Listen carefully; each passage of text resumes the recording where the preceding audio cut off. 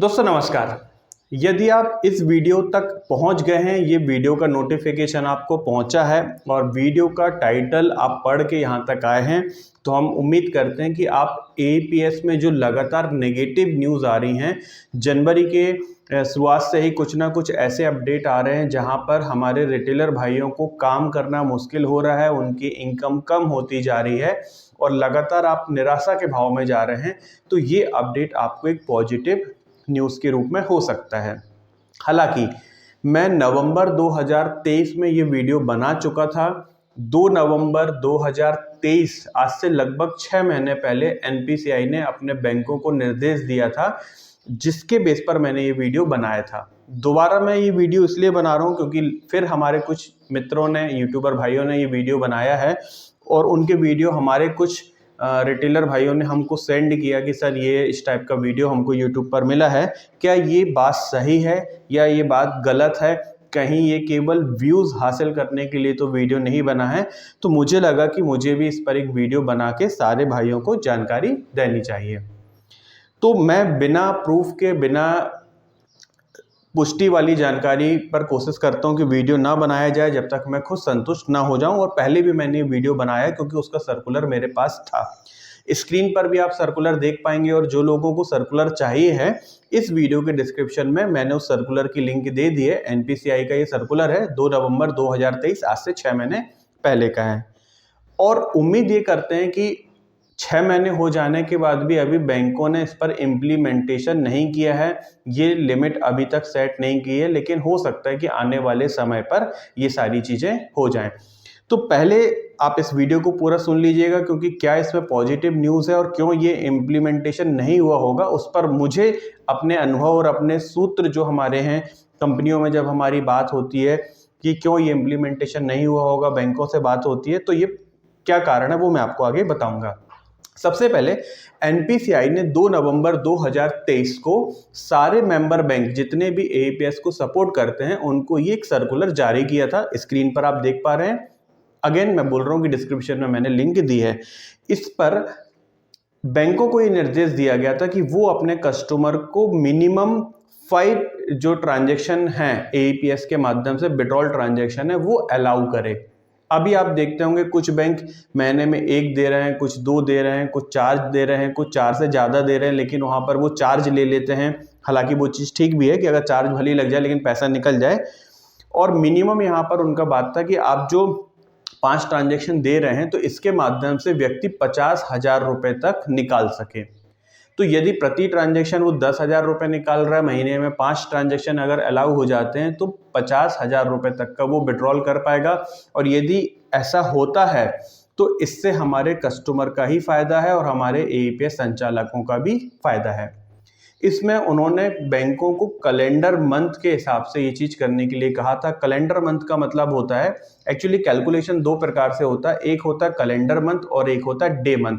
Calendar month का मतलब होता है कि मान लीजिए अभी अप्रैल चल रहा है, तो अप्रैल में 5 ट्रांजैक्शन का मतलब है कि 1 तारीख से लेकर 30 तारीख के बीच में आप 5 ट्रांजैक्शन कर सकते हैं।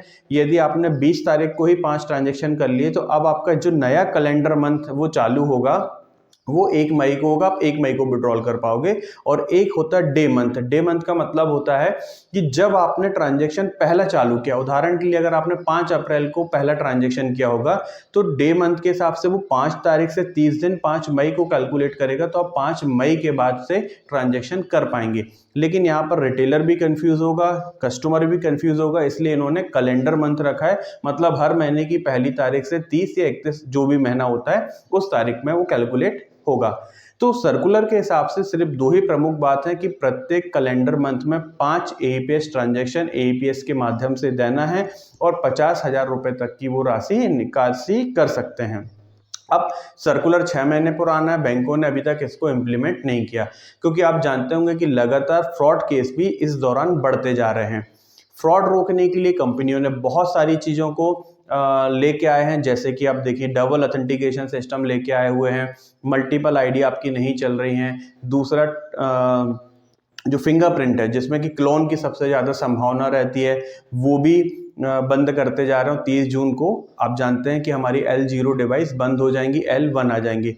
तो मुझे लगता है और हमको जो जानकारी मिल रही है कि जिस तरीके से बैंक देख पा रहे हैं कि जहां पर फ्रॉड हो रहा है, किस तरीके से फ्रॉड हो रहा है, पहले तो वो उसको रोक रहे हैं। जब फ्रॉड रुक जाएगा और वो अभी देखेंगे कि इन सब कदमों के बाद जनवरी से अप्रैल मई जून तक जो भी फ्रॉड के केस में कमी आएगी, उसके बाद कहीं ना कहीं वो इस लिमिट को इम्प्लीमेंट करेंगे।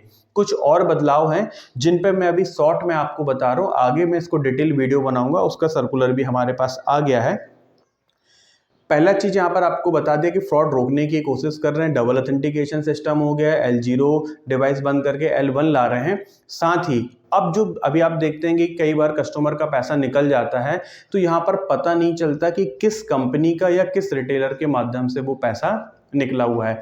तो NPCI ने एक नया सर्कुलर भी अभी जारी किया है कि जब भी कोई भी APS ट्रांजैक्शन होगा तो उस ट्रांजैक्शन की डिटेल में RRN नंबर या IMPS नंबर होता है, इसके साथ 2 पैन नंबर और जाएंगे।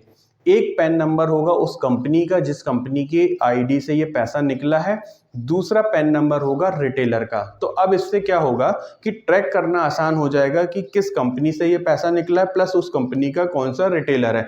अभी तक तो आपको पता ही नहीं लगता था अगर आपके पास कोई केस आ भी गया। और कई बार तो मेरे पास ऐसे रिटेलर भी है कि सर मैं तो 3 कंपनी की ID चलाता हूँ, मुझे नहीं पता कि मैंने किस ID से इस कस्टमर का विड्रॉल कर दिया, अब कंप्लेंट कैसे डालें। तो यहाँ पर आपको कंपनी का पैन नंबर पता लग जाएगा तो कंपनी का नाम पता लग जाएगा, आपका पैन नंबर भी वहां पर आएगा तो आपका नाम भी पता लग जाएगा। तो इससे ये होगा कि यदि कल के दिन फ्रॉड होता है या फिर कोई कंप्लेंट कस्टमर को करना है तो उसको पता रहेगा कि हमको किसके खिलाफ कंप्लेंट करना है। प्लस कंपनियां भी जल्दी एक्शन ले पाएंगी, बैंक भी जल्दी एक्शन ले पाएंगे और वहां से आपकी रिकवरी भी जल्दी हो पाएगी। तो होप आपको एक पॉजिटिव न्यूज़ मिली है। डेट अभी मैं प्रॉमिस नहीं कर सकता, ना ही सर्कुलर में ऐसा कुछ लिखा है कि आपको कब तक ये इम्प्लीमेंट करना है, लेकिन मुझे जो समझ में आया और जानकारी मिली है कि जब L1 डिवाइस चालू हो जाएगी, फ्रॉड केस में लगातार कमी आएगी और IIABF कंपलसरी होता जा रहा है। दूसरा, कुछ बड़ी कंपनियां जैसे कि पेनियर और स्पाइस मनी की बात करें तो ये अपने रिटेलर आउटलेट को वेरीफाई भी कर रही हैं। आप जानते होंगे अगर स्पाइस मनी के आप रिटेलर हैं तो वहाँ पर CP भी होता है, यदि आप पे नियर बाय के रिटेलर हैं तो वहाँ पर आपका शॉप वेरिफिकेशन भी होता है। तो इससे क्या होगा कि बैंकों के पास एक डेटा जाएगा, RBI के पास एक डेटा जाएगा कि ये जो कंपनियां हैं कितने ऐसे रिटेलर हैं जिनको कि ये वेरीफाई कर चुकी हैं। फिजिकल वेरिफिकेशन हो चुका मतलब लगभग उनसे फ्रॉड होने की संभावना नहीं होगी और अगर कभी होता है तो उनको ट्रैक करना आसान हो जाएगा।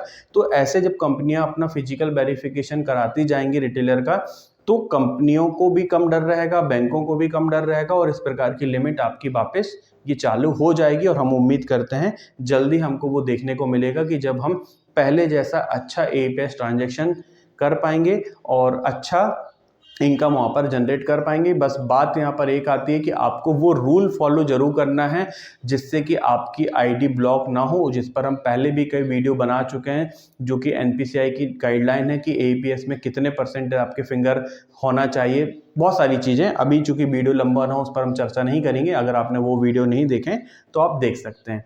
तो जितने भी हमारे यूट्यूबर मित्रों ने वो वीडियो बनाए हैं 100% सही है। 50,000 रुपये तक का ट्रांजैक्शन, 5 ट्रांजैक्शन होंगे, जब भी होंगे लेकिन होंगे जरूर। और डिवाइस जो है वो 30 जून तक बंद होना ही है। वीडियो आपको अगर पसंद आए तो इस वीडियो को लाइक जरूर करें। चैनल पर अगर आप पहली बार आए हैं तो हमारे चैनल को सब्सक्राइब कर लीजिएगा, नोटिफिकेशन बेल आइकन दबा दीजिएगा ताकि जब भी मैं इस प्रकार का कोई वीडियो लेके आता हूं तो उसकी जानकारी आपको मिल जाए। और मित्रों, जैसा कि आप अगर जानते होंगे 1 लाख से ज़्यादा सब्सक्राइबर का हमारा परिवार है।